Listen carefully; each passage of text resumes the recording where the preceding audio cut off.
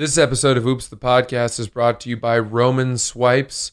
Most guys have tried different ways to last longer, but thinking about counting backwards from 10 doesn't always work. The folks at Roman, an online men's health company, are changing the game with Roman Swipes, the secret to longer lasting sex. Roman Swipes are a clinically proven way to last longer in bed. They're effective, easy to use, and fast acting, but don't require a prescription. Roman can ship swipes to you in discreet, unmarked packaging, and each swipes packet is small enough to hide in your wallet for whenever you need it. Swipes are great. They will not transfer to your partner, so you can last longer without worrying. They're super easy to use. Just take the swipes out of the packet, swipe it on, let it dry, and you're good to go. That's it. When you go to getroman.com/Francis, you can get your first month of swipes for just $5 when you choose a monthly plan. If you use the link getroman.com/Francis. Guys, that's getroman.com/Francis.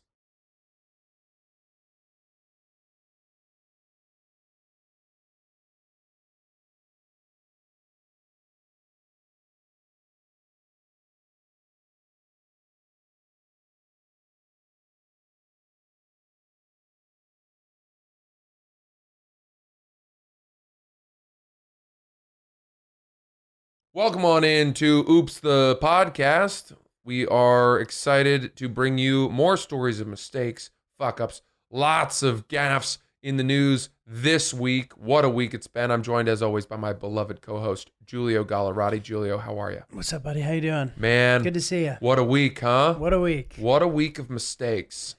This is like the first week I've said that where we've actually meant it. Something bad has happened. A lot of bad things. Why don't we kick it right off by talking about Saturday Night Live and their firing of Shane Gillis. Yes. And let's give a little background for the people who might not know. Shane Gillis is a stand-up comedian who runs in our circle. This is a guy who is definitely close to our world, right? He's in our world. He's a white dude. I think he's probably about 31 years old. He had done Just for Laughs up in Montreal this summer. New Faces, which is a big deal. Apparently he crushed his set there. Crushed his set at Clusterfest out in San Francisco, which is another big festival. And that was where the SNL people saw him. He got an audition for SNL. Did so well on that he was cast on Saturday Night Live. And within 24 hours of the news, not even, of him being cast on Saturday Night Live for the upcoming season, someone on Twitter, some blue check mark, I don't even know who it was. Who was the person on Twitter who I'm not outed sure. him? I just know that podcast started circulating around. There was a clip from his podcast on which he said and we're not even going to say it. You know what? We're going to do ourselves the favor of not saying it ourselves. He said the ethnic slur that degrades people of Chinese heritage that starts with CH. I don't know if maybe you don't even know what that, whatever. You get it. And he said that. He said it a number of times. He was talking about Chinatown and how this is where you find them being the CH slur, and kind of just said it a lot. And then there was another clip that later came out about him talking about Andrew Yang, the presidential candidate who has proposed a universal basic income. And he called him a Jew CH word.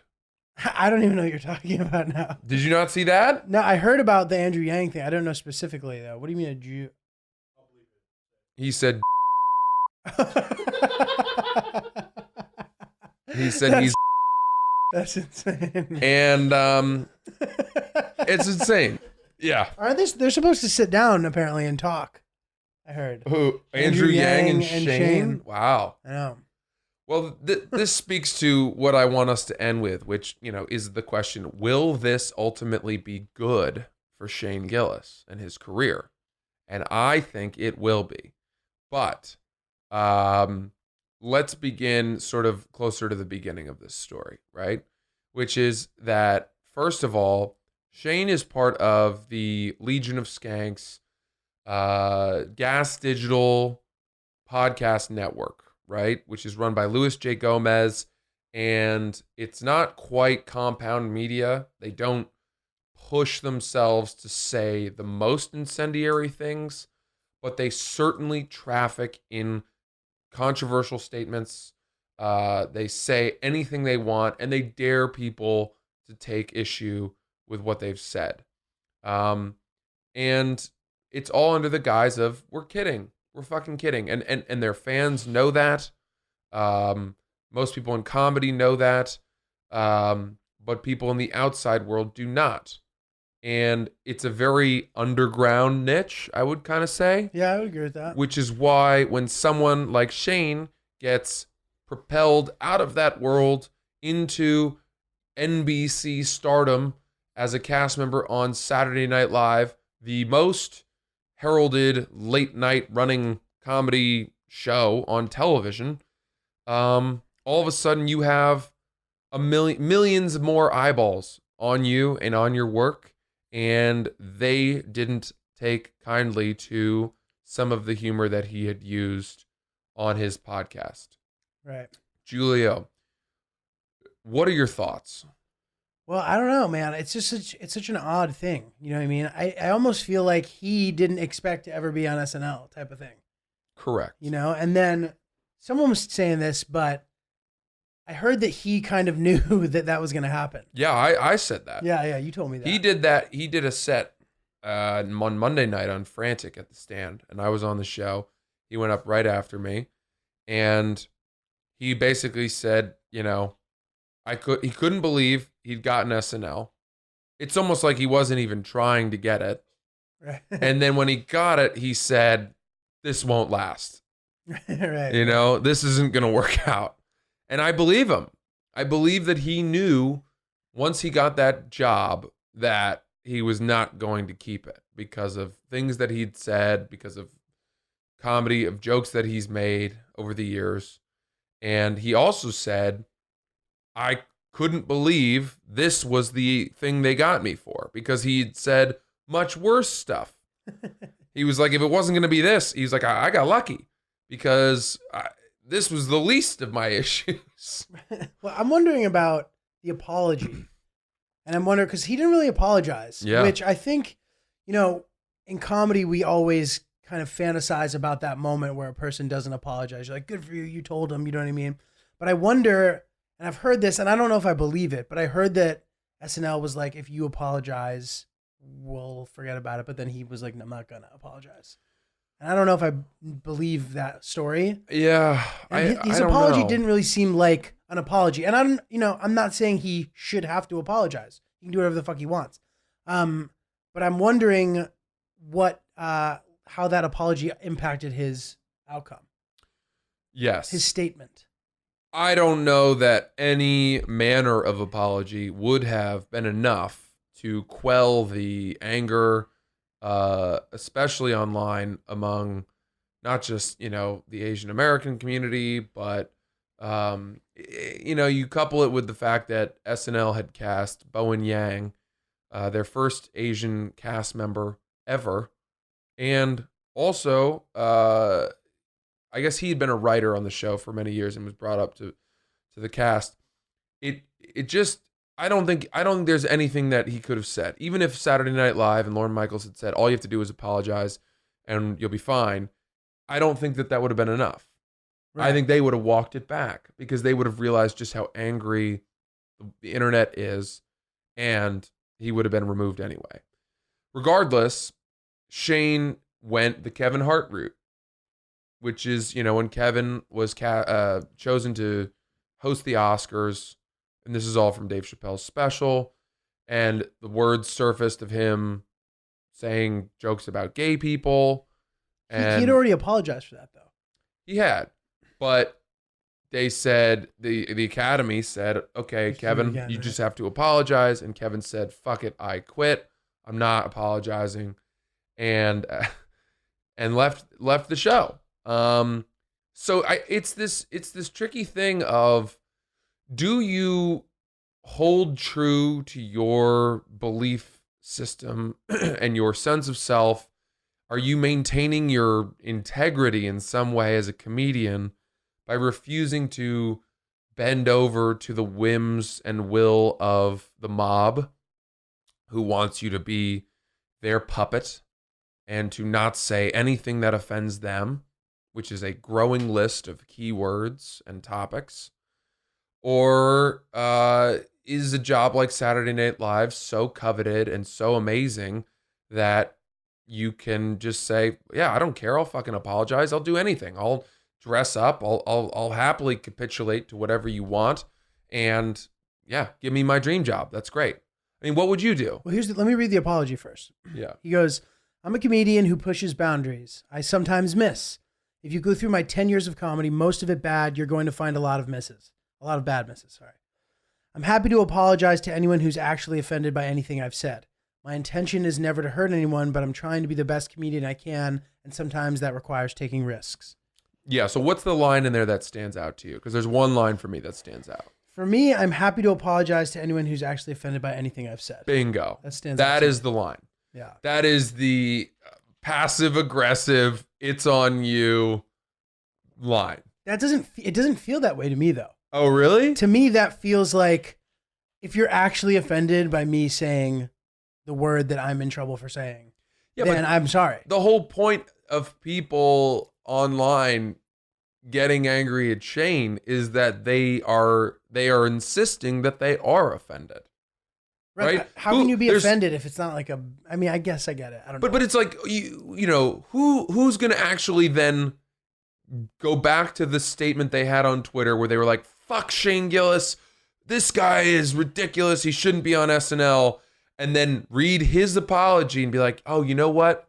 Yeah, I actually don't fall into that category. I'm not really that offended. I'm glad he made me think about it. Right. Now I'll withdraw myself from the conversation. That's not what's going to happen. Right. He's just making them more and more angry. Right. Nobody is that honest with themselves.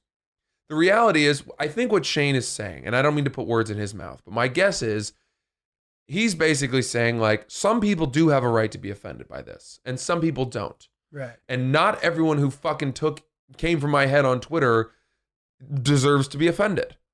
And if you came from my head on Twitter and you're not Asian yourself, you're not Chinese yourself, and you're just a white person who's mad for the sake of being mad, and this is who you are, fuck you, you don't deserve an apology. And I don't mean to put words in Shane's mouth, but that's how I read it. That's how I read it too. And I like that. I do too. I like that because that is true. Yeah. You can't get offended about everything. You should not be getting offended vicariously through people.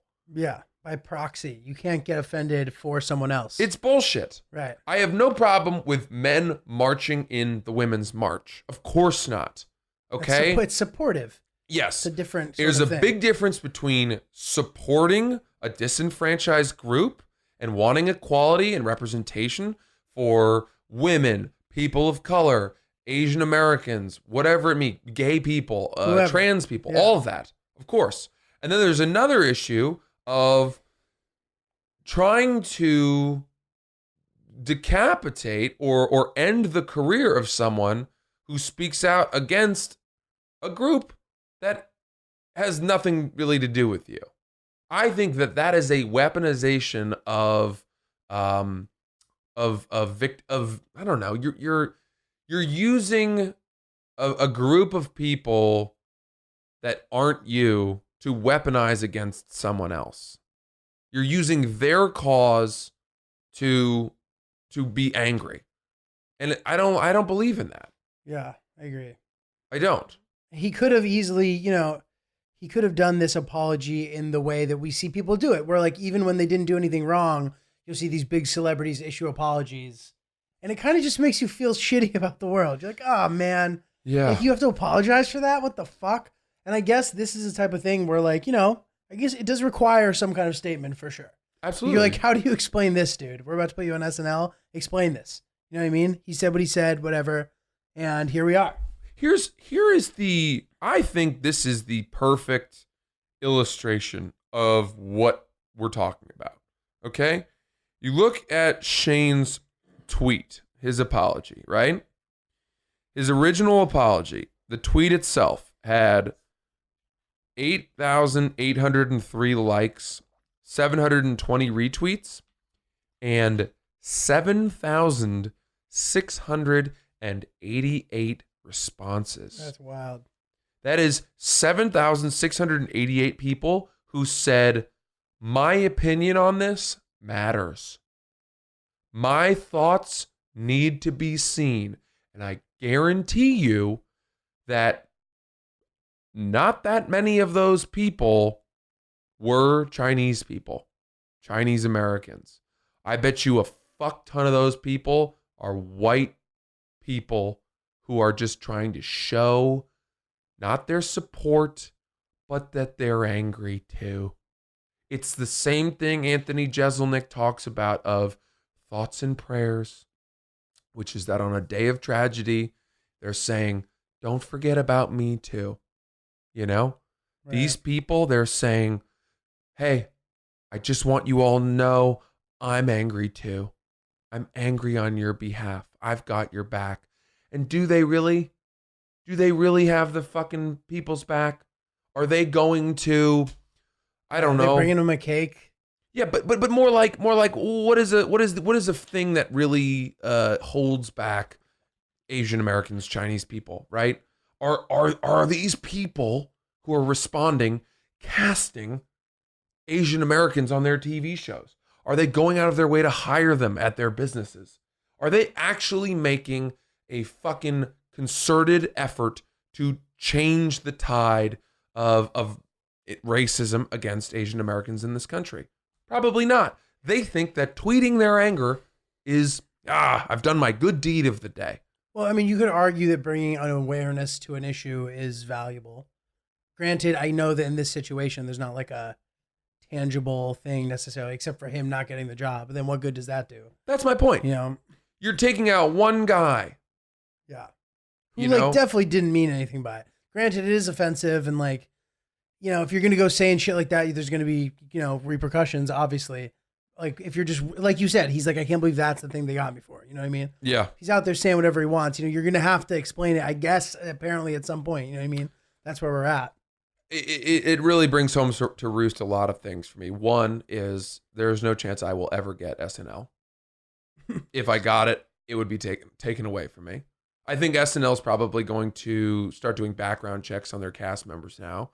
And there is no chance in hell. This was my dream for a while, by the way, to be on Saturday Night Live. There's no chance in hell I will ever work there. There's probably no chance in hell that I'll ever work at NBC, CBS, ABC, none of these places. Because I have said things in my career that will be dragged up, unearthed, that were said in jest, that were said on my radio show on Sirius at Barstool, where I had a black co-host and he and I would joke, go back and forth. We had established a tone. We had some running jokes together that if you took that bit out and you typed it up or showed just that clip Right. without showing the 400 shows that we had done together leading up to that point, might look fucking bad. Having said that, never once did I drop an N-word. I've never said the CH word in my life. I've never dropped hard slurs.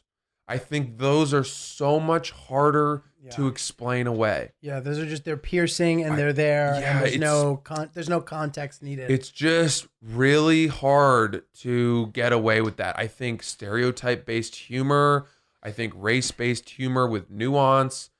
You know, I think Godfrey was talking to me about this. He was like, yeah, you just have to have a joke around it. Right. And if there's no joke and it's not clear that your intent was to be funny, it's a lot harder for people to come to your defense and be like, yeah, I kind of see what you were going for there. Right. Especially in a context where you're having a conversation. Yeah. It's easier to get away with if you're on stage doing stand-up. Like, Right. He was doing stand-up. Yeah. Period. If you're sitting at a table talking to somebody, it's much harder to explain. Right. Why are you saying that? Why'd you call that guy that? With a straight It's face and Listen, dude, hopefully you'll still go for it, man. I hope this doesn't prevent you from chasing your Well, it's dreams. not going to pal. stop me, but I'm just at the point now where I if I were to ever get a show on one of these major networks, I'm trying to think where where I would be, where they wouldn't cancel me. On a show that nobody watches. Yeah. If you were to get cast on a primetime drama, I think maybe like no one would maybe object. FX is a channel that would be less likely. But these, Yeah.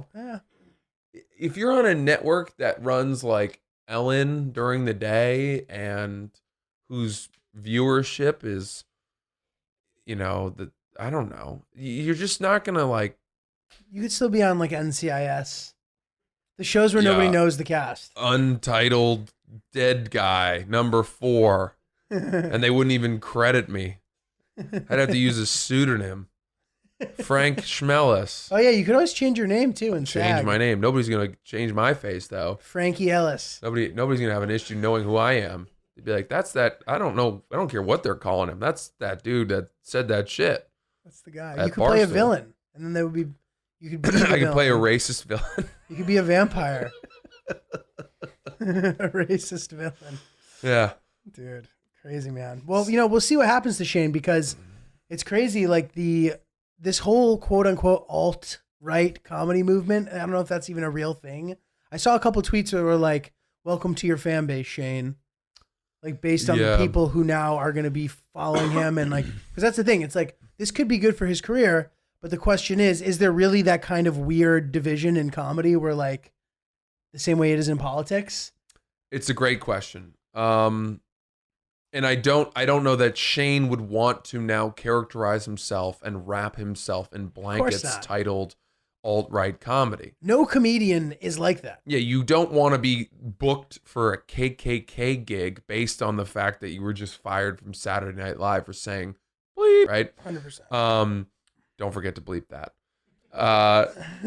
I promise you that he, like Shane is not like these guys, even all those guys from Legion of Skanks, those guys are all like liberal guys. Mm-hmm. At the end of the day, like Giulio Gomez, he's not like a conservative at all. He's a liberal, cool guy. Like all these guys are. Big J's the man. Dave Smith knows everything about politics. Yeah. Guy's literally a fucking He's genius. a libertarian though. Soder. Yeah. Like fine, but like But it doesn't even matter. It doesn't matter. The point is, when they go on their podcast and they go on stage, that what they're saying is not their truth necessarily. Right. And they're probably making a point by doing it too. They're like, just because you say this shit, it doesn't have to mean anything. Yeah. Depending on what you're saying, obviously. But like there's a lot. It's complicated. Right.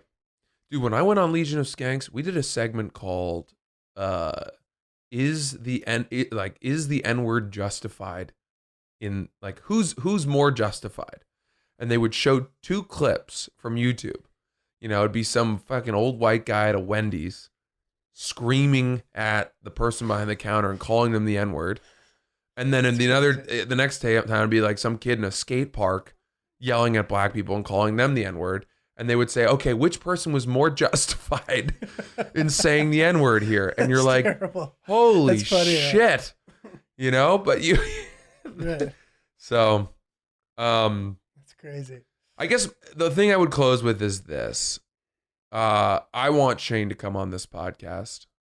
I would think that he is the perfect guest for us. Totally. When I conceived of the idea of Oops the Podcast, it was with people like him in mind. And I don't think that somebody who says what he said should be barred from the industry, should never be allowed to work again. This is not a Me Too. This is not some fucking violent act of sexual abuse. It is a guy who was, in the end, trying to be funny. And as he said, sometimes you miss the mark. But these are tools that we have used, okay? For many, many years, comedians have used race-based tools. And if you tell us all of a sudden, hey, that tool is expired. It is no longer FAA approved, FDA approved. It's been removed from the shelves.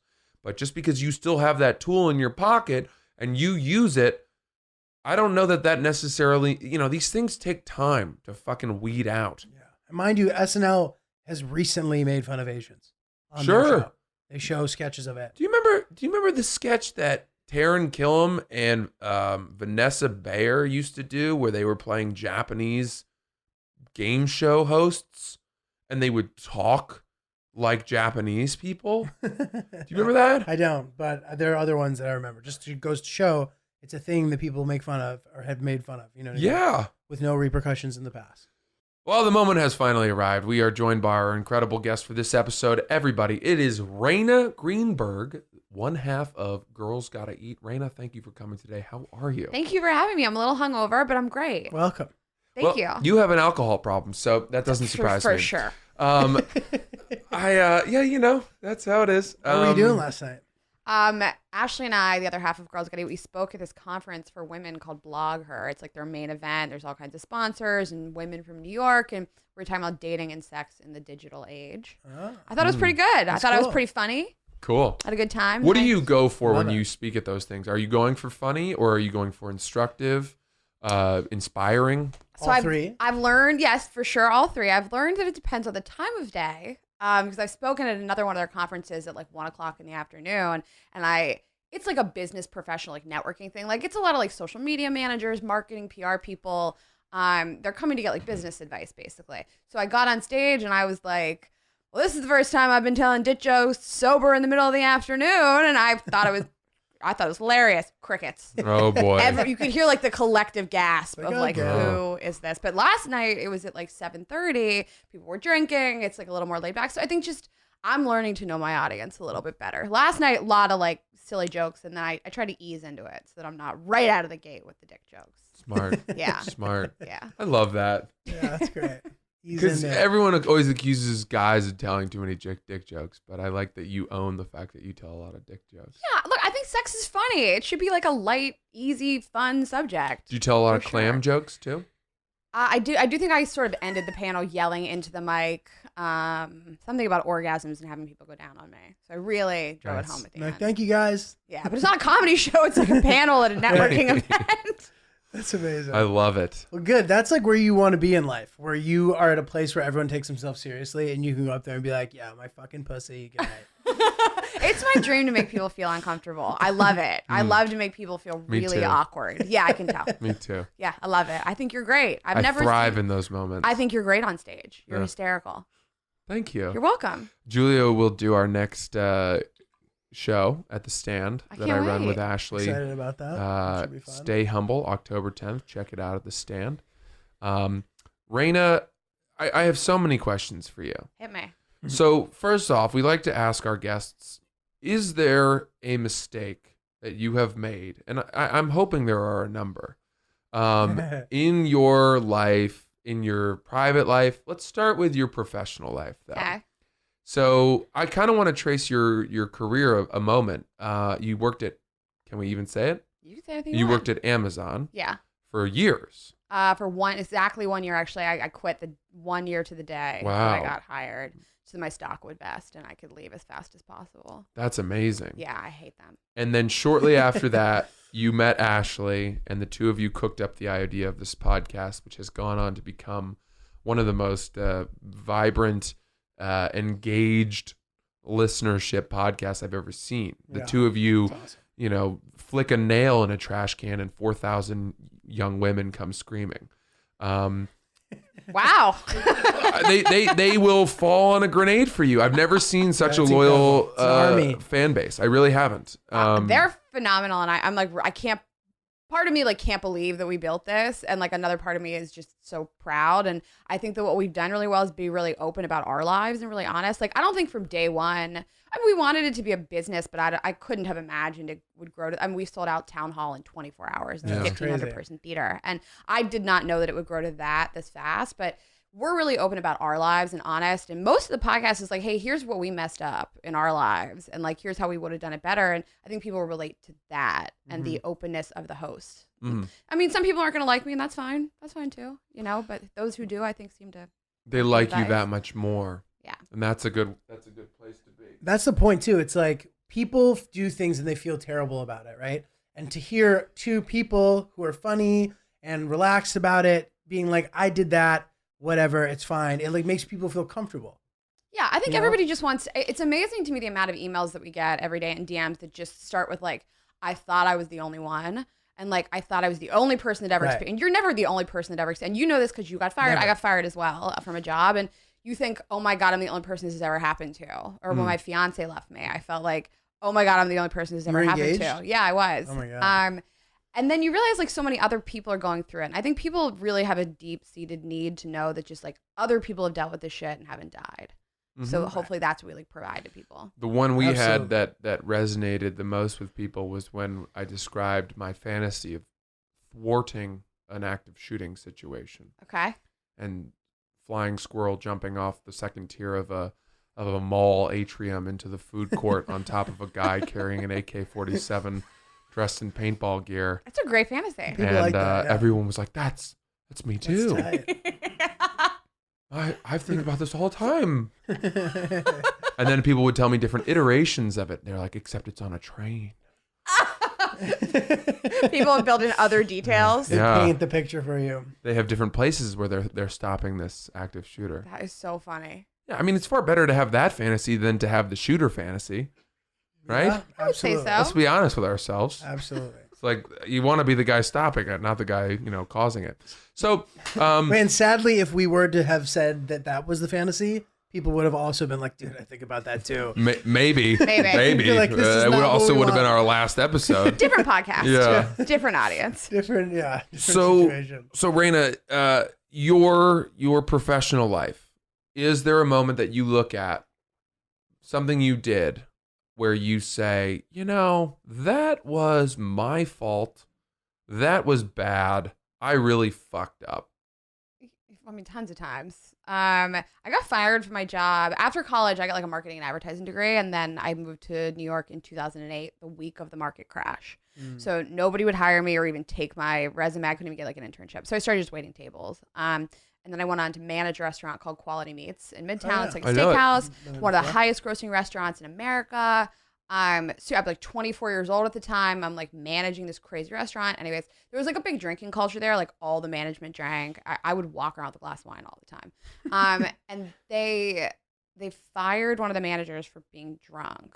And then I think they tried to like institute this policy where you couldn't drink at work. And I always have operated under the assumption that rules don't apply to me for some reason. And so I was drinking at work, and somebody told on me, and they fired me. Wow. And I mean, it was just, I couldn't believe like how stupid and arrogant and like ridiculous I was thinking like this just didn't apply to me. Like one of the other managers who just didn't like me just went to corporate HR and was like, she was drinking. And they fired me, and you lose. It was like a week before Thanksgiving, and I had just caught my boyfriend who I was living with cheating on me. And so my entire life is just blows up. I lose my job and my boyfriend and half of the income for my rent. And it's the holiday season. I got to go home and talk to my family about this. It's like 2 days before Thanksgiving at this point. Yeah. I mean, you feel like really stupid. You lose like so much of your social life is tied into work, which I'm sure you can understand from Barstool. Can I say Barstool? You can, absolutely. But I was not particularly close with those people. No? No. Okay. Well, I mean, like I was 24. So most of my identity was tied up in my work. I was there all day, every day. So yeah, that was a huge mistake in my life. And I felt really, really stupid for allowing it to, because it was my fault. Just because you're like sipping at work when you knew you weren't allowed to? Yeah, it was like I was about to be done with work. I think it was like 10 o'clock, and I like poured myself like a glass of bourbon or something. And I was just like walking around with a glass of bourbon, like an arrogant little shit. And yeah, my boss asked me about it. I said, yeah, I was. And he was like, we'll have to fire you. And that was that. What if you said no? I don't think he would have fired me if I'd said no. But I thought like we were buds Right. and like no big deal. But the girl who had told on me had gone to like the corporate HR. So it's a big company. They own Smith & Wollensky's all over the country. So he just basically was like, I have to fire you. Do you know who the girl was that told on you? Yeah, I do. And I hate her. Have you ever spoken to her? I've run into her like once or twice. It's weird when you run into people in like professional settings, like years later, who have had such like a profound effect on a negatively profound effect. And yeah, my life turned around. It was fine. My life turned out fine. I feel like all the You should mistakes. Thank her. I should write You'd her a letter probably and be thank working her. in corporate HR now at Quality Meats if Yeah. it wasn't for her. My life would be shitty like hers. You should give her Is she $1,000. still there? I don't know what she does. I mean, I barely knew her. She was brand new to the company. I barely knew her. I've just run into her once or twice, and I'm always weird in those. I think today I can handle them a little better, but I was weird in those type of situations. I don't know. I was normal in those situations. So you've never said to her, "Hey, by the way, do you remember when you were a total snake and went out of your way to get me in trouble?" It's not as if people came to her and said, "Hey, do you know anyone who's been drinking at work?" Right? Absolutely not. I mean, She- she was brand new to the company. There's no reason to even communicate with the HR department. Why did she do that? I don't know. I mean, I'm sure she knows. I'm sure that she was a few years older than me. I was a little more senior to her. I think she was probably like, I don't like that this girl who's younger than me is senior. I don't know, maybe she didn't like me. Maybe I rubbed her wrong. Maybe she was like, I just don't fucking like this person. Or this is a way to one up. Or maybe she just really likes rules. I don't know. I don't think I would do it to somebody else. Like, I can't imagine doing something that would profoundly affect somebody's life unless it was already, it didn't affect her life. Do you know what I mean? Yeah. Like, so I can't imagine going to HR and being like, this person broke a rule. Right. So she didn't take on your role based on the fact that you had been fired. Probably moved up faster than she would have. Okay.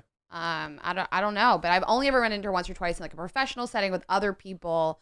So there's no reason to like, I guess, Stab her. drag it out again. Like, hi. You Good to couldn't. see you. Yeah, you couldn't like put a bag over her head. And just, Only in my dreams. yeah. Right. Do you ever Quickly end fantasize her. about killing her? No, I never think about her at all because I'm one of those people that really believes like if things can go badly or they can go well, they usually go well for me because I have a positive outlook and like the negative stuff is in the past and I will just like make lemonade out of lemons kind of Right. thing. Is there a way to trace your firing from that restaurant Mm-hmm. to a positive development that would not have happened had you not been fired? Yeah, absolutely. Right. So, But like I love that. directly. Yeah, directly. So I decided at the time I'm never going to use this marketing advertising degree I have. I'm going to stay in restaurants. That's what I want to do. And I want to work for the #1 best restaurateur in the world, in my opinion. And that person was Danny Meyer, who owns Union Square Cafe, Blue Gramercy Smoke. Tavern, Awesome. Blue Smoke, and Shake Shack. I mean, that's what really put him on the map. But he wrote a book called Setting the Table, and it's like the most phenomenal book about the way to treat your employees and customers and just run a business in general. And I was like, this person is brilliant. I'll do anything to work for him. So I just cold called one of the restaurants as soon as I got fired. And I just said, hey, I'm looking for a management position if you guys are looking. And they said, we're not, but if you want to interview, just come in, we'll meet you. And I went to the Modern at the Museum of Modern Art. Yeah, Oh, that's cool. a really good 2 stars. It's 3 stars, or it was at the time. Oh, okay. And they interviewed me and said, we don't really have a position, but we'll let you know if something comes up. And then they called me a week later and said, Union Square Cafe was looking for a manager. And I got hired right away. And Wow. Oh my god. that was great. And I got to work at like Danny Meyer's very first restaurant. And that's where I met the person who I then became engaged to after that. And so, I mean, we split up, but you know, if I hadn't gotten fired from that job, I never, ever would have, I don't know. I made a lot of money and it was a cushy job. I didn't need to leave. Yeah. So yeah, directly a great thing after that. Wow. That's really cool.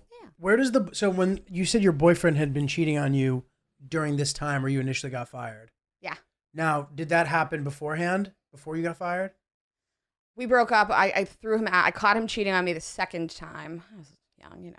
And threw him out of our apartment. You lived together. Yes, 3 days before I got fired from the job. I probably wouldn't have been drinking on the job if I wasn't in such a death spiral emotionally, you know? Right. That's what I was thinking. I was thinking that like one thing led to another. It was a really bad week. Yeah.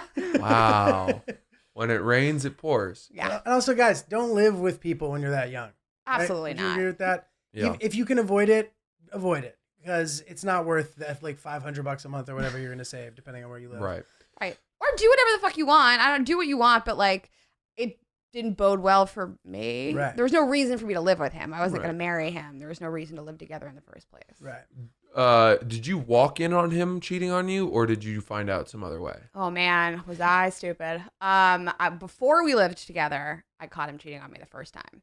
How? I do not even know. Women's intuition is so crazy. Like I swear, we can just tell like when the tone of your voice is It's different. We crazy, just yeah. know. And yeah, he said something weird to me about what he was doing that day. And we were like in bed that morning, and he like got up to take a shower. I picked up his phone. I went through it, and he was fucking his secretary at work. Oh, wow. Wow. Is he older? He was a couple of years older than me, but I was like 23. He had a secretary. Yeah, though. he was Good for him. yeah, like an assistant or secretary or something. It's so cliche. That's so cliche. I was just gonna say, that's crazy. It's like Mad Men. Banging his secretary. It's so cliche that I feel like it doesn't happen anymore. Yeah, it certainly doesn't. That's a Me Too, right? By definition. Yeah, literally. Be more creative if you're gonna cheat on me. Yeah. I also was like somebody that I just never really trusted. So like he's the only boyfriend whose phone I've ever gone through. I mean, you just sort of know when you can trust somebody, when you can't. Yeah, so Went through true. his phone, all these dirty texts between him and this girl. They'd clearly been sleeping together for a period of time. So I broke up with him. And then I was in so much pain, and the only way that like I could figure out how to like dull the pain was to get back together with him, of course. Of course. Yeah. And then allow him to move in with me so that I could keep tabs on him at all times. Oh boy. Like you do when you're 23. That's another young person's mistake. Yes, for sure. exactly. And I spent every waking moment going through his phone, going through his social media, checking his email, showing up at his work to make sure he was like really there when he said he was going to be. Oh I mean, my I was God. a disaster. And then, so I caught him cheating on me a second time because he was taking a shower. He said he was hungry. He asked me if would I go get like bagels or something. And he said, just take the money out of my wallet. So I went in his wallet and there was like a stack of receipts from dinners and hotels that I was not at. Oh. So that's how I caught him the second time. Was he at their work dinners, Why babe? was he keeping the receipts? What a moron. But what was he going to write them off? Probably. What an idiot. I have no idea. Were they business expense? I don't understand. That's absolutely what he was going to do. I think it was probably around the beginning of smartphones, honestly. Like, I think I had just gotten an iPhone. 2008? Like, I don't know if, like, banks had apps then. I know that sounds so crazy, but, like, I don't know. Maybe you just saved receipts. But he's a fucking idiot. I don't know if I was cheating on somebody, I wouldn't save that stuff. Okay, but here's my question, right? Yeah. He's got hotels and receipts.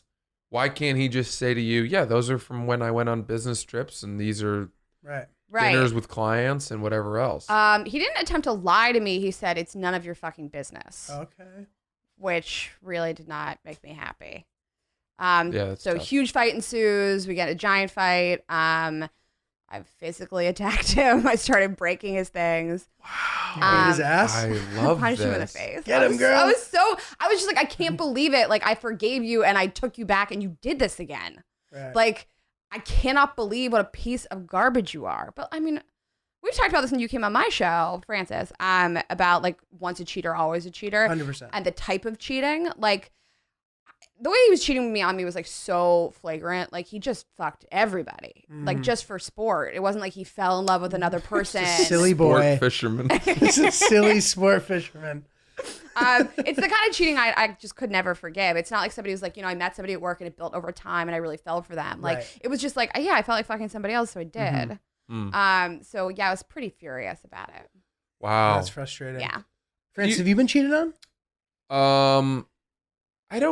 I guess I don't really know. Mm. I haven't been in that many relationships. I was in one for 7 years, but it was towards the end. It was kind of we were, This is your college girlfriend, Yeah, right? we were long distance, and I think we were both seeing other people, and we were both open about that. Right. But after that, I was then in one other relationship, and then I'm in the one I'm in now. And I will say that in my college relationship, I was unfaithful. Mm-hmm. And you hear that statement, once a cheater, always a cheater. And I don't necessarily agree with that I agree with you. because I've grown out of it. Mm-hmm.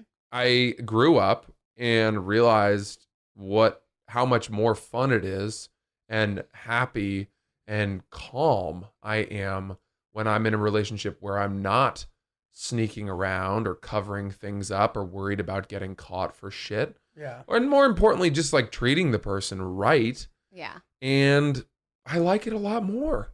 I like that a lot more. I never thought about that. Like the stress that comes along with being that kind of person of like always hiding something and lying about it. Do you know how hard it is to cheat on people? No. Like, do you know how much of a toll that is on the cheater? It is, yeah, Like, real. I feel we're bad the for real the cheaters victim. in the world are the real victims. We're the Yeah, real yeah. victim. How dare you not figure it out? And it's a cycle too. How dare you let me get away with it?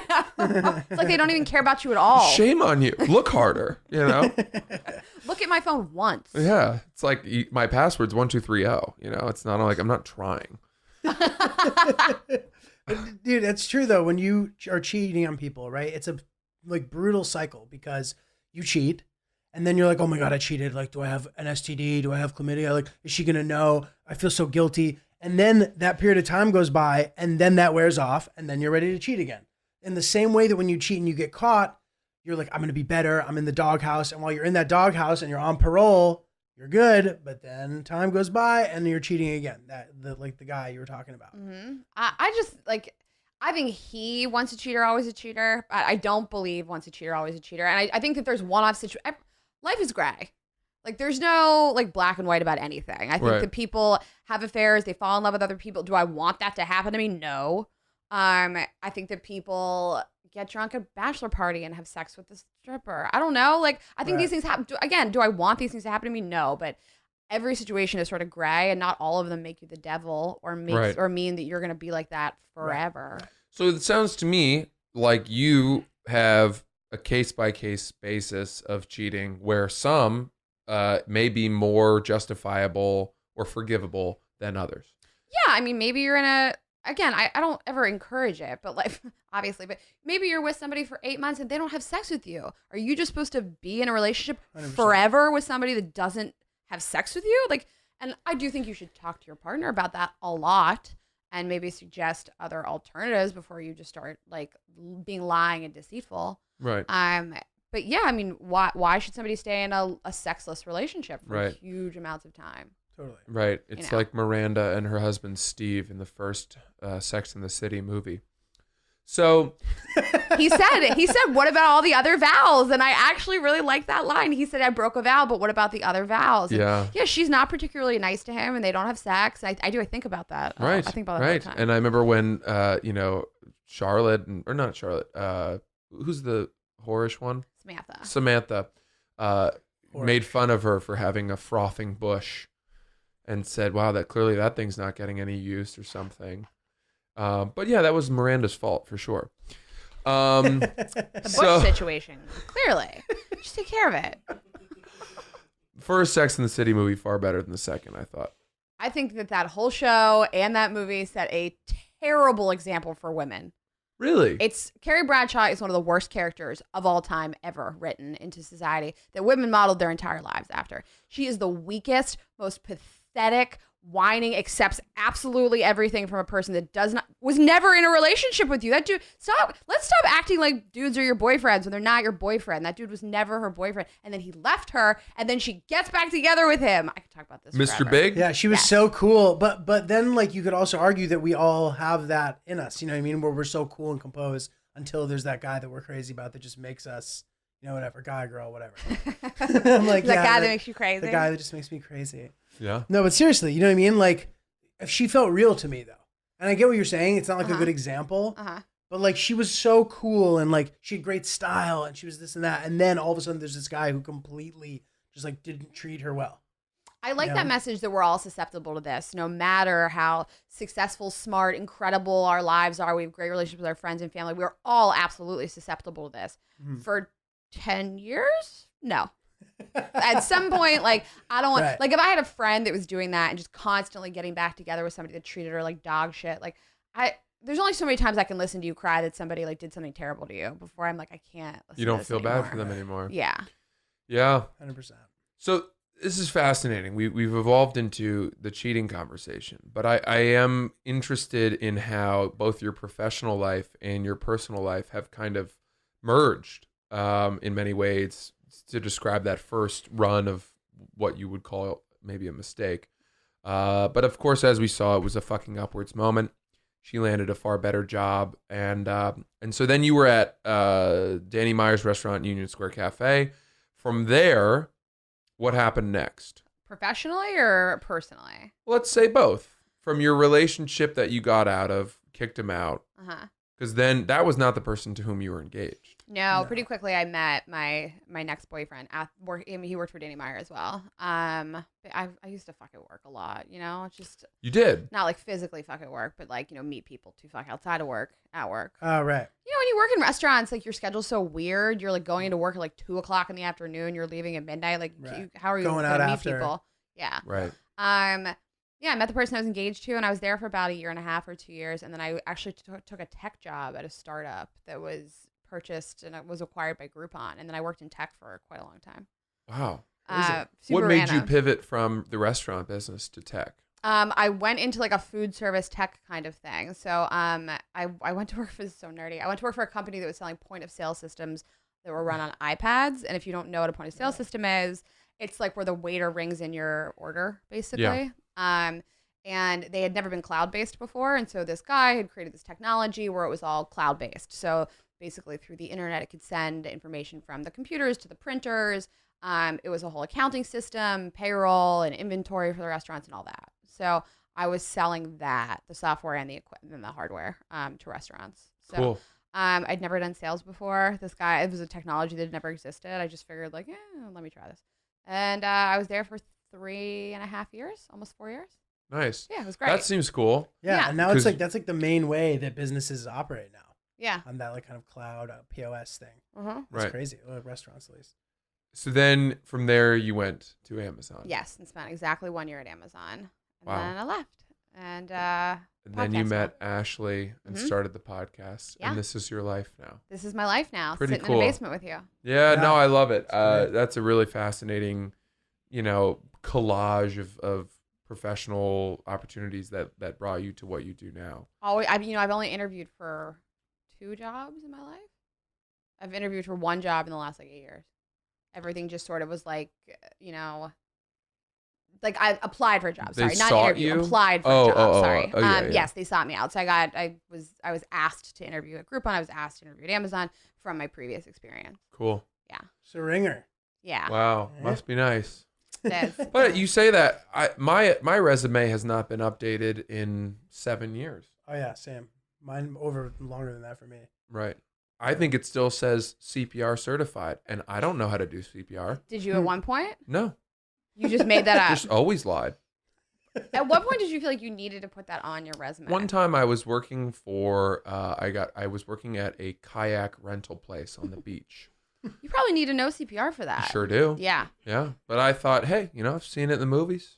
I know how to do it. There's like a skills section on the resume. You just wrote it. You don't have to provide like information. Correct. Unless they were to ask. Look, I wasn't a lifeguard. I was taking kayaks off the racks, giving them to children, watching them paddle out, and if they fell out of the boat, I was somewhere else. I feel like I can see you doing this in my head somewhere in New England. Yes, it was in Maine, of course. Yeah, of course it was. It was in Prouts Neck, Maine, which is a very, it's like a tiny little Hamptons-like community in Maine, because there's not that much money in Maine. So it's not like Massachusetts or the Cape Cod or whatever, but there is one little place called Prouts Neck where a lot of wealthy New York families and Massachusetts families would come up for the summer. And this was wild. This job, this kayak canoe rental place, it would open at 6 a.m, but we would only get one couple that would come to rent a boat that early. And then we wouldn't see another person until 4 10 hours. a.m. That And it sucks. drove me fucking crazy. So what I would do is it was this 85-year-old couple that would take these rowing sculls, like individual rowboats, Mhm. really sleek, really narrow. And I'd have to take them off the racks for them and let them go out. And then they would go out for like an hour and a half. And I would lay life preservers down on the floor and nap on a bed made of life preservers until they came back in. And I made friends with all these wealthy kids that were out there. And I would stay out there at night in their massive houses and play beer pong in their screened-in porches. And that was my first taste of what it was like to be a child of such wealth that your parents didn't care about you drinking. Or about you at all. Yeah, right. Yeah, Literally right. at all. Right. But it was such a fun summer. And Yeah. like 3 weeks in, we went to this hotel that was out there called the Black Point Inn. And they had a piano in the sort of atrium foyer area. And I sat down and started playing it. And we went in there they had a tea hour where they would set out finger sandwiches and cookies. And we would go in there and raid the place. And I sat down as my friends were drinking their tea and eating their finger sandwiches. And I started playing the piano. And a manager of the hotel came out and said, "Would you like to play the piano here 2 nights a week during cocktail wow. hour?" And I said, "Sure." And they paid me, I went from making like $12 an hour at my kayak rental place to making $100 an hour as a 17-year-old to play the piano for 2 hours a night, $400 a week, just for 4 hours of work. Oh my God. Pretty But I sweet. kept working the kayak rental place. This is some bouge fest shit. Well, it was the first time that a light bulb went off in my brain that you could make a lot more money if you had a special skill. Like a CPR certification. Like comedy. Right. Yeah. Like, you know, something that you could really leverage. Like playing the piano for rich people was a lot more profitable than resuscitating children. Did you stay at both jobs the whole summer? I did. I kept them both going. I felt weird. I couldn't quit I would have thrown them under the bus by quitting the kayak rental job. For the 6 a.m. couple. Yeah. They need their So that was my first, you know, vision into that world of wealth and whatnot. Mm-hmm. But anyway, I don't mean to make the podcast about me. That's not what we're here. I mean, I like learning more about you. It's fine. I like hearing about your professional group. Now let's talk about private life fuck ups. Sure. Have you cheated, been caught, totally lost a relationship or hurt a relationship that you were happy about? No. No, I've never had any like cheating situations. I'm gonna have tons of other terrible things. Have you cheated? I'm trying to remember because I don't really think I have like with somebody that was like a very serious relationship. No, I mean I've gotten close to it. The last very serious relationship that I ended, who was like the only serious relationship I've had since the fiance. I got pretty close to it there towards the end, and I just called it. I just told him I didn't want to be together anymore because I was like chomping at the bit to date other people and sleep around. But yeah, I never like in a very serious committed relationship have I fooled around. I've gone pretty close to the edge. I've put myself in situations I wouldn't want my significant other to be in. Like I've had a drink with an ex or like really crossed the line in terms of like being flirty and kind of gross, like on like work chat and things like that. Work chat? Slack. Like Slack, yeah. What does that even mean? Like G chat. I don't know, like yeah, you know, you're sending almost salacious messages. really salacious stuff. Yeah. Nudes? No. Over work. I get. Well, this is. I was surprised that you mentioned work chat as your venue for this. G chat, little G chat, like flirting. Sometimes I think it keeps your relationship alive to know that other people are attracted to you still. This is the type of justification that a lot of people lean on to cheat. It's called micro cheating. We did a whole episode about this. I thought it was super interesting. Like, what is cheating, right? Because a lot of women and men also would say, I don't want my significant other at work G-chatting, flirting with somebody else. Like, that's cheating to me. Right. Some people think that going to a strip club is cheating. Like, there's all kinds of forms of cheating. Yeah. Like, so I don't think that there's like just one type. Right. That's shady behavior would be the way I would. Full blown, yeah. Yeah, But characterize I think allowing the room for that to exist is what will make a relationship better. Not that obviously there's varying degrees of micro cheating, what's appropriate, what isn't. But like you being so concerned that your significant other is flirting or whatever, like you have to kind of allow them to have that to keep you. You know what I mean? Like there's some old poem about this, how like the columns must have space between them or the building will fall. You know what I mean? Like that's a good thing for relationship metaphor, I think, because it's true. I think that you earn that though in a relationship. Like there's definitely people I've dated where I've trusted them so much that like if I saw like some flirty G chats at work or they wanted to like go out with a coworker at night or something, it wouldn't have bothered me. And I wouldn't, because I think that you earn that by just being a trustworthy person in general. Right. My only other long-term relationship after that was long distance. And so I had to accept pretty early on that I was never going to really know where he was ever, you know? And a lot of his colleagues were female and a lot of his friends were female and very attractive females, smart and successful. And I just had to accept that like if these things are going to happen, they're going to happen. And I can't stop it by harassing him all the time. Right. Interesting. You only push him to it if you do. Almost, yeah. It becomes Literally. like self-fulfilling in a weird way. Absolutely. That's fascinating. You can conjure that up. You can conjure up a like adultery. I think so. You can't make someone not cheat. No. Is the answer. You can try to just be a decent person, make them not want to cheat. Right. But I ultimately think that if somebody betrays you on that level, I mean, maybe it's your fault. It's, one size fits one per situation, but like nobody deserves that. Nobody has like earned being cheated on. Of Absolutely. course. I mean, unless you're completely heinous, in which I don't know. Maybe you did. I don't know. Every situation's different. Right. So, all right, let's move away from cheating then. Well, let me ask you a quick question. I don't know if there's overlap with this at all, but do you ever feel like if you find yourself in a situation, do you find yourself thinking this is going to be great to talk about on my podcast? like a personal life situation that maybe is crazier than you would normally want to be in? You're like, this will be great fodder. There's definitely situations I will stay in longer, like than I probably should have for the story. And by longer, I mean like a date that's terrible or something, not a relationship that's terrible. But yeah, there's definitely been like dates I've been on that have been so terrible, and I'm like, well, I gotta stay for work. You know? That's amazing. Literally. Ashley said something so fascinating to me recently. She said, I have to go on more dates. I just need more material for our podcast because she didn't want to. She had a Hinge date or something that she didn't want to go on. Yeah. And she was like, oh, fuck. I know I'm not going to like this guy, but I have to go because we have a podcast episode coming up.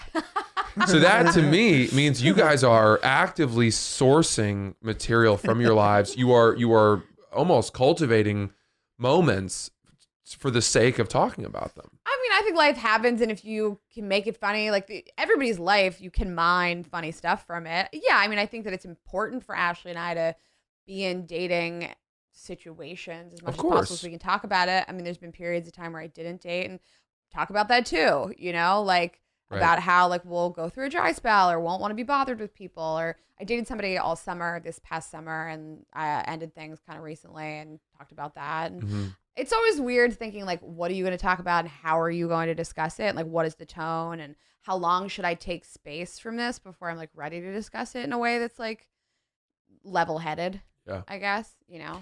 Do you, you and I have talked about this, but have there ever been guys that have reached out to you and said, I can't believe you spoke about me that way on your podcast. This is, you know, we're offended that you outed them or spoke about them? Never a guy ever. Like, I've actually been very sensitive to the people I've been dating for the last like 2 years about like, hey, this is just the nature of my life. What are you comfortable with, basically? And I generally always ask. Do you preface your romance with them by telling them that? It comes up. I mean, you would be a crazy person to not ask me. Of course. Like, I don't know what, I mean, other than somebody who's like really dying to be talked about, which is weird. Everybody has asked me, is this something you're going to talk about on the show? Right. It comes up, and I've sort of just figured out different ways of talking about it. I mean, I never give any identifying details about anybody. I try to never say anything to torpedo their life that could affect like their relationships, their friendships, their family, their job, of course. And some people are more open than others. This guy I dated all summer, like, he didn't really care that much. He came to shows. He came on stage at shows. He didn't care if I talked about him, as long as he said, you know, I don't want to talk about our sex life, but other than that. And so, yeah, I was allowed to talk about anything. All of my exes have listened to the show. They all think it's funny and like listening to it, including like my ex-fiance and my long distance relationship. They all listen. They all think that they've gotten a relatively accurate version of themselves from my mouth. I had a situation with a girlfriend who really did not like something I said about her on the show. Really? It was really early. It was about a month into the show. And so thank God. I mean, it was a pretty terrible situation. She was really mad about a way that I had described a situation, and it could have affected her job pretty much. And she was enraged, and I don't blame her. You know, that's tough. She's one of my closest friends, and honestly, I'm glad it happened, and I'm glad it happened so soon because we didn't have that big of an audience. It was like pretty early on, and it was a real learning lesson because I don't want to do anything to jeopardize my friendships or my family. I guess, did you use her name on the podcast? No, but plenty of people could trace from her dots. job would have known exactly who I was talking about. Right. Because she works at a big company. She's high up at that company. Her coworkers listen to the show. And so it wouldn't have been a far cry to just assume I was talking about her. And I felt terrible. I've gotten in trouble for this before. You have? Big time. With significant others or friends or both? I think probably both. One time I was on my radio show talking about how I didn't like going to parties with my sister's friends, like my parties that my sister was throwing or her friends were throwing, because they're a couple years older, and you know, I made some joke about how they just talk about marriage and pregnancy now, and you know, I'm not ready for that, and I was a little more biting about it, of course. And there was I had gone to a party for one of my sister's parties like the night before, and one of her friends was pregnant. And I guess they clipped that part of the show and then sent it to their own group chat. They were like, "What? Can you believe this?" And then her friends got really offended. And that's totally fair. Okay, so I think that there's a line here where you can say, I'm still allowed to feel something about something and it has nothing to do with you. Right. And actually, I had a very similar situation to you like this where we talked about just drifting apart from your friends. And I said, like, my friends in Pittsburgh, they're all married. Like, they're all on their second baby. We have nothing to talk about. I've never been married. I don't have kids. I don't understand anything about diapers and formula and all this shit. And quite frankly, I think I said on the podcast, like, it was like talking to aliens. Like, I was like, you used to be cool. We used to have stuff to talk about. Now this is all you want to talk about. And my friends all listened to that and they totally thought it was funny and they understood it. And some people are going to be offended by that message, but I'm not trying to be a horrible jerk. What I meant was just that at that point in my life, we had grown apart and you should talk about your kids. That's a really important, wonderful, special thing that you did. I just had nothing to say about it. Right. But anyways, I think sometimes people over-personalize things. It wasn't you torpedoing them for being pregnant or having kids. It's just not where you were in your life. Totally. Yes. Yeah, I think my delivery of it was far more impolitic. It was, that's a much more tactical way of doing it, the way you said it. For me, the same thing. I have like an issue with this when it comes to relationships a lot of the time, because like I had a back together, broken up situation. And I would joke about, and I was like I was like a sadist. I was putting myself through hell. This girl was shitty. She was terrible to me. She sucked. And we'd get back together. You guys gonna get back together though? No, we didn't. We're done. It's whatever. So I would have these jokes about how we broke up, and there were these like horrible stories about her where she did something horrible, but now we're like back together, and I would do the jokes and she would get really pissed. So every time I would have to like explain it, and I still do some of them, but like it's this type of situation where I just shouldn't have been in the relationship again. Okay, let me ask you guys though, how do you handle that as comedians on stage when you're significant? I mean, I've been to shows with Francis where his girlfriend is sitting right in front of him doing these jokes. Right. Do you have discussions with her ahead of time? Like, hey, I wrote this, or is she just like, do what you want, I'm proud of you? I met somebody who gets it. Okay. And I, every day, am aware of that. Okay. And there is a deal inherent to that, which is I'm allowed to make jokes about you. You understand that they are just jokes, but I will endeavor to not write jokes that flat out disrespect you. Okay. Right. Where, they demean you or are, I think there is a line. Because I wrote a joke recently and I said, I've written a joke. I'm never going to tell it because it's over the line. But I want to tell it to you so that you know that I know where the line is. That's smart. And I feel like can I tell you guys the joke really quick? Because I think you'll understand based on this joke what it is, right? So the joke was, I sent my girlfriend flowers at work recently just to be romantic. Yeah. And I included a note that said, flowers on a Wednesday because on Wednesday, like every day, I love you. Very sweet, right? Mm-hmm. The flowers arrived at her office, and I immediately got a text from her, a very angry text saying, I can't believe you sent me flowers at work. Everybody here is looking at these and thinking that you cheated on me. And I could not understand how her coworkers knew that I cheat on her. You told me that joke and I love it. I think it's very like Anthony Jeselnik. It's very like irreverent. You don't see it coming. And right.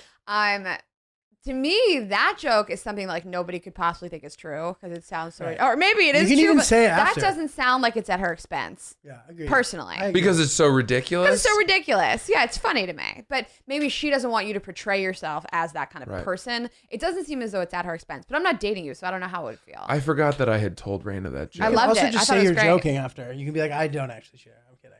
Right. And that's what Jeselnik does a lot. Right. He kind of walks it back. But he's built a brand that is just light speed that. Right. So no one is ever going to fault him for it. I think it's hard. What I think is the hardest is probably talking about past relationships in front of your significant other. And I ran into that this summer where I was dating somebody and I've been doing this bit for quite a while about sleeping with my neighbor because I slept with my neighbor quite a few times. And I've been doing this like very long set. I mean, it's like an 8-minute joke about fucking my neighbor. And this guy who I was dating was coming to my show. And I was like, listen, my whole set is about other dudes. Like, we have not been together that long. I haven't written any new jokes about this. Like, the whole beginning of the set is about like 2 guys actually, and neither of them are him. And so I was like, listen, if you're not comfortable with that, like, then don't come. Yeah. Like, I'm not gonna. And also, you're talking about somebody I've been dating for 6 or 8 weeks, not somebody that I was dating for a year. I mean, you guys are serious. We weren't. So I was just like, this is what you're walking into. Just be aware of this. Yeah. And I think that is all that you need to do. Yeah. You're not going to fucking rewrite your material just to appease the sensitivities of the person you're seeing. Not a new person. Yeah. No.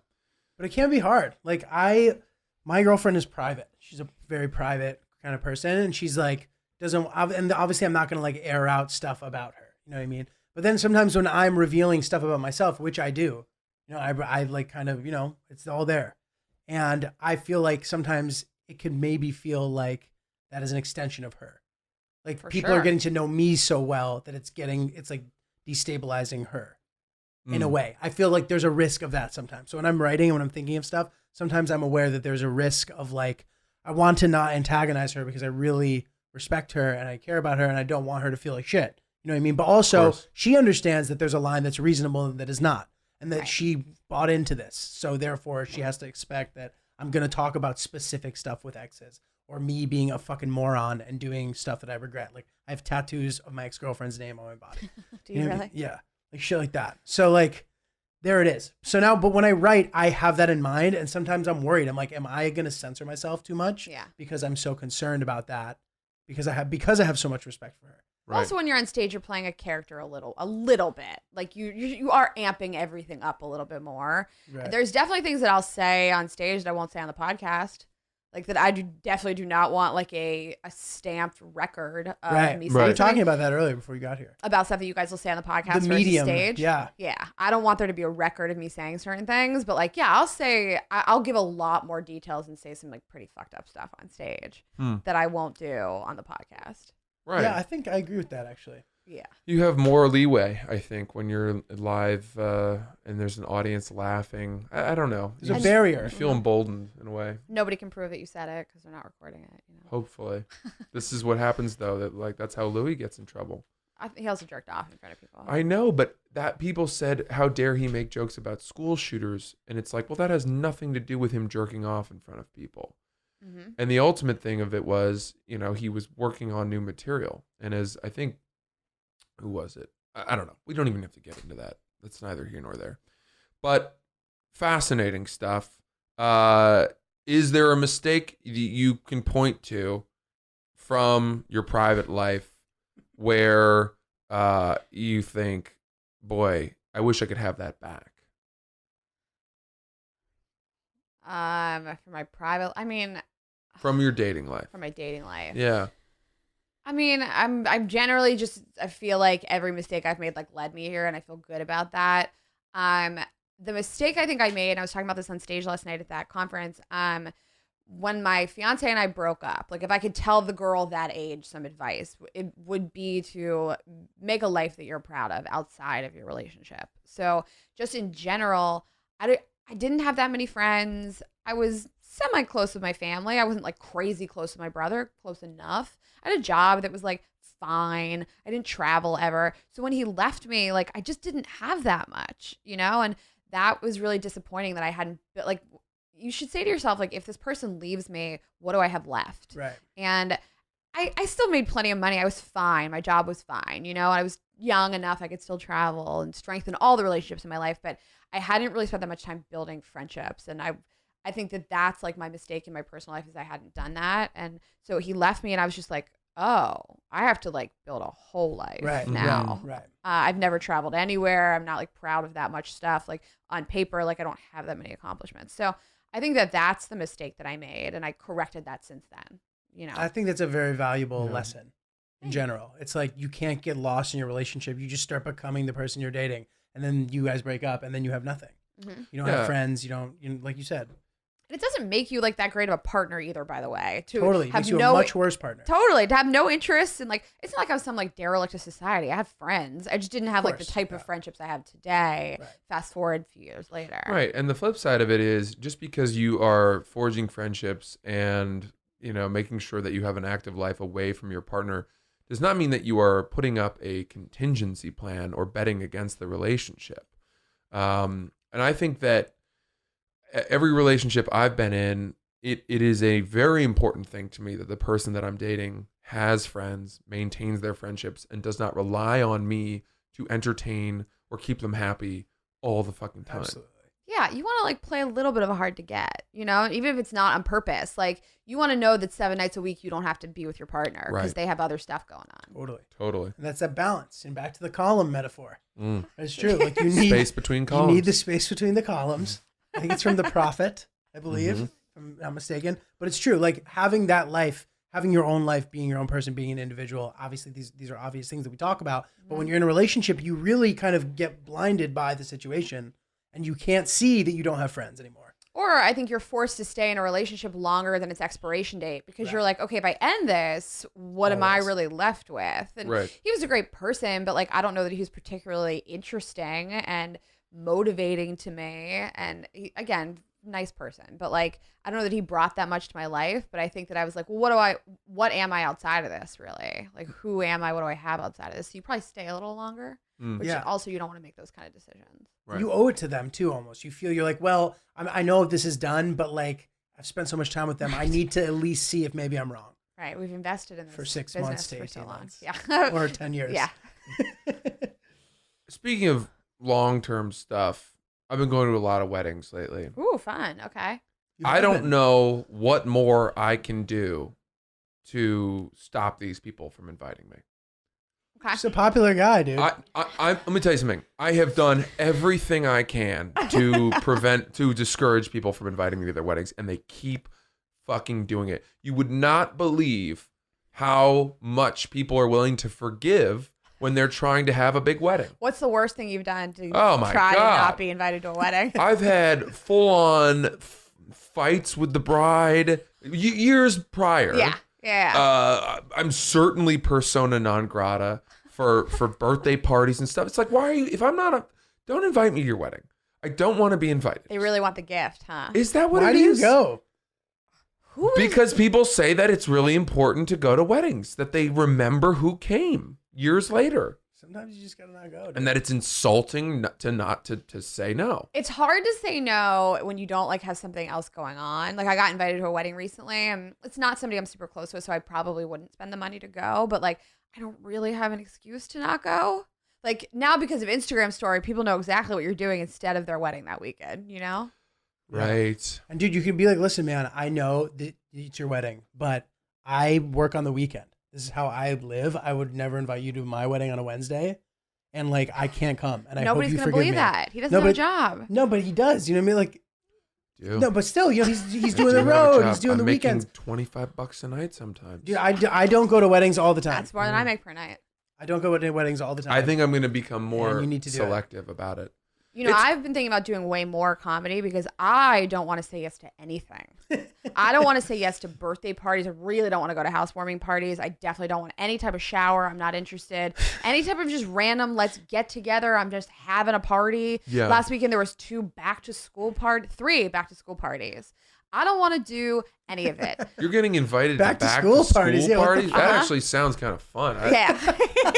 I want to check out people's new binders and their backpacks and like Spider-Man lunchboxes and maybe steal them. Lisa Frank binders. Force them to go back to Walmart to get another one. I really want to be invited to everything because I want to know that people love me, and then I want to go to nothing. Savage. But yeah, I don't want to be invited to everything. Yeah. I am at peace with being left out. I don't have FOMO. I am a non-FOMO sufferer. Me too. Were you always like this? No, I think in high school it used to bother me when I wouldn't get invited to things. I felt left out. But Were you popular? I was kind of weird. People didn't know what to make of me. Just like today. Well, yeah, because like in high school I had all the makings of being a popular kid, and then tall. but I did things that people were not popular. No, I was like I was a star athlete and whatever, funny and outgoing, but I didn't party that much. And kids partied in your high school a lot. They did. Drank. And I wouldn't really drink, and I wouldn't. So I think that worried people. They're like, what's his deal? Yeah, and then I also was musical and I acted in plays, and so they were like, "Oh, who's this fucking?" I was one step forward, two steps backward for the popular kids. Why weren't you drinking? It made me nervous. Okay. I thought I would get in trouble a lot, Okay. and I didn't want to. I don't think it's weird. I'm just curious. It freaked me out. Yeah. I just saw it I saw a lot of the kids who drank as being kids who didn't have their shit together, and truth be told, a lot of them are working pretty shitty jobs now. Like, I'm doing a lot better than almost everybody in my high school. Well, I was until recently, but the ends justified the means for me. Like, I ended up going to Harvard to play lacrosse, and those kids were washing dishes at the Muddy Rudder, and I had the last laugh. But in high school, I was marginalized. I was kept on the fringe and not well liked, perhaps, but. I think as a young person, it's always hard to manage those feelings of being left out. I think as we get older, we've done so many of those things. We're like, I don't care if you leave me out. Right. I want to do less things. I'd prefer it now. Me too. I'd prefer to be left out. Well, dude, I think, all right, can I psychoanalyze you a little bit? Please. All right, based on, been hanging out with Francis a lot the past few months. I think you're good at being liked. I think you're very good at it. And I think part of what you're talking about plays into it. Because like you said, you have all these great things about you where people want to, like you said, you're starting a step behind because they're like, oh, fuck this guy. So you've gotten really good at like being like, I'm going to overcome that. Yeah. And you do. And people like you a lot. Every time I meet somebody, it is a battle. I can see that. Meeting people I am starting behind. I'm glad that you realized this. Oh my God. Because when I met you, I was like, what is the So deal did with Ashley. this guy? Ashley said she fucking hated me when I walked on She stage. didn't hate you. Oh, when you walked on stage that night. She was ready to fucking hate me. I think that, okay, you are like a good looking guy and you're tall and you're smart and your sets are a little bit like elitist, which is very funny. But yeah, like I think people are like, I don't know what to make of him. And you have never been anything but so nice to me. Oh. And you have a girlfriend who you're very committed to. So you're not trying to like sleep with me. Like it's not like somebody who's pretending to be nice so they can sleep with you. From the minute I met you, you were always like, you both were always super nice to me. That's so good to but hear. I was like, what's this guy's deal? Yeah, I mean, look, truth be told, Rayna, if your podcasts weren't so big, I wouldn't have been so nice to you. I know. I invite it. You say sleep with you, I say appear on the podcast, gain followers, continue my career forward. He's not kidding. I don't know why she didn't see All right, it. I gotta make a note to take that episode Is that a girl thing? down. Is it like a small brain girl thing? Is that why she didn't see it? Are they less able to see that stuff? They're so trusting. No wonder she got cheated on. Oh my God, you're so trusting. I could do anything to you. You wouldn't see it coming. Horrible. I'm aware, everybody. I know. And this is why nobody's sure if they should like you or not, because they know under the niceness you're a shitty person. Yeah, I lure them in and then I knock it out of the park. They're waiting for it. They're just like, he's so nice. I'm just waiting for the other shoe to drop. Come on. That's not true. I've done plenty of big podcasts. Bigger than mine? No. Legion of Skanks, probably? Isn't that Theo my podcast? Von's. What's Legion of Skanks? Legion of Skanks is huge. This is a slippery slope, dude. Do you really want to do this? No, but I don't think I've done yours. any that were as engaged as yours. As enjoyable. Yeah. Yeah, you guys have an army. It's amazing. They're great. Yeah. Yeah. We love them. Y'all. Well, I mean, this has been fascinating. Well, this has been Oops the Podcast. Guys, you can find Rayna Greenberg where? You can find my personal Instagram, One Hungry Jew. Thinking about changing the name. We'll discuss after. You've built that though. Yeah. Quite substantially. I'm just done with it. Anyways, also Girls Gotta Eat podcast for the Instagram of the podcast. We have all of our live shows coming up in the fall. We're doing 16 shows this fall. It's Holy moly. stupidliveshows.com for merchandise and tickets and all that. That's about it. That's where you can find me. Awesome. Check out Girls Gotta Eat. It is phenomenal. And we'll see you next week. Looking forward to it.